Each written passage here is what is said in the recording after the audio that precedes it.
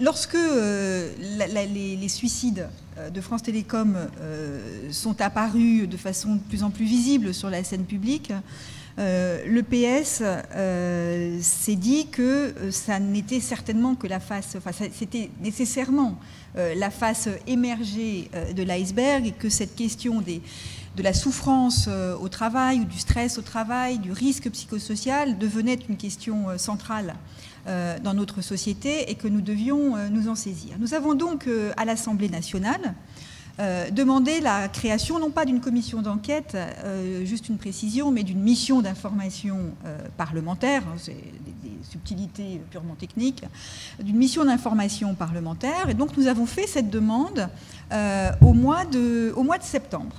Et en général, les missions d'information parlementaire, lorsqu'elles sont demandées, sont créées sans trop de difficultés. Et là, nous nous sommes heurtés à toute une série de difficultés, je dois le dire, qui n'ont trouvé leur sens que lorsque nous avons appris, à grand renfort de communication effectivement, la mise en place du groupe de travail au sein du parti, enfin de l'UMP, du groupe de travail de Jean-François Copé.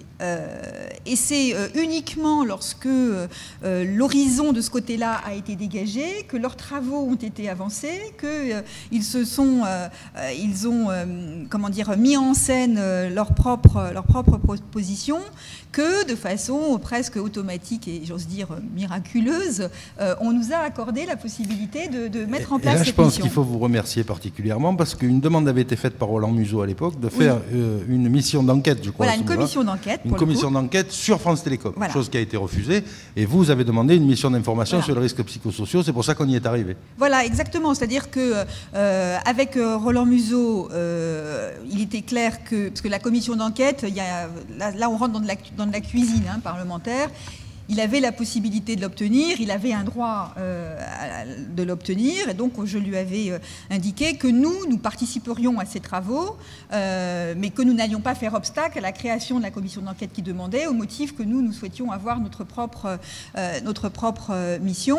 Et simplement, il a été confronté, lui, aux mêmes obstacles que nous avions rencontrés, qui se sont exprimés de façon un peu différente, c'est-à-dire que l'UMP a souhaité modifier le champ d'application de sa commission d'enquête, en disant on ne peut pas parler de France Télécom parce que c'est stigmatiser une entreprise, on ne peut pas parler, il souhaitait que dans le titre figure le mot de restructuration, on ne peut pas parler de restructuration parce que c'est faire l'hypothèse que les restructurations ont un impact en termes de souffrance au travail, ce qui n'est pas démontré, etc. etc.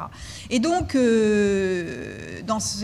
a considéré qu'on lui mettait trop d'obstacles et à ce moment-là, nous avons, dit que il y avait un moment où il fallait quand même que quelque chose se fasse, et c'est à ce moment-là que la mission a vu le jour, à laquelle d'ailleurs Roland Museau participe. Donc nous avons commencé nos travaux au début du mois de janvier, nous avons engagé toute une série d'auditions, y compris des organisations syndicales, d'un certain nombre d'experts. Demain matin, nous auditionnons le nouveau président de France Télécom. Ces travaux vont se poursuivre, se sont interrompus au mois de mars, compte tenu des élections régionales. Et je pense que nous aboutirons en termes de rapport à la fin du mois de mai, quelque chose comme ça, fin mai, mi-juin peut-être. Bon. Simplement, je tiens à vous préciser que je suis donc présidente de cette mission qui comporte des parlementaires qui viennent de tous les horizons politiques, c'est la règle. Tous ne sont pas assidus, je n'en dirai pas davantage, ou disons que certains le sont plus que d'autres. La liste est sur le site de l'Assemblée. Voilà. Enfin, c'est assez clivé, on va dire, sur les présents et les absents. Et le rapporteur est membre de l'UMP, c'est Jean-Frédéric Poisson, avec qui donc je travaille. Et c'est ça la règle du jeu, c'est que celui qui tient la plume à la fin appartient au groupe majoritaire. Ce qui veut dire que si, en ce qui me concerne et avec les membres du groupe socialiste, nous ne sommes pas en accord avec les conclusions du rapport de notre rapporteur, ce qui n'est pas totalement exclu, nous déposerons une contribution qui sera identifiée. Et un des enjeux, effectivement, ça n'est pas le seul, mais un des enjeux, c'est de savoir si nous allons vers un texte législatif et sur quoi.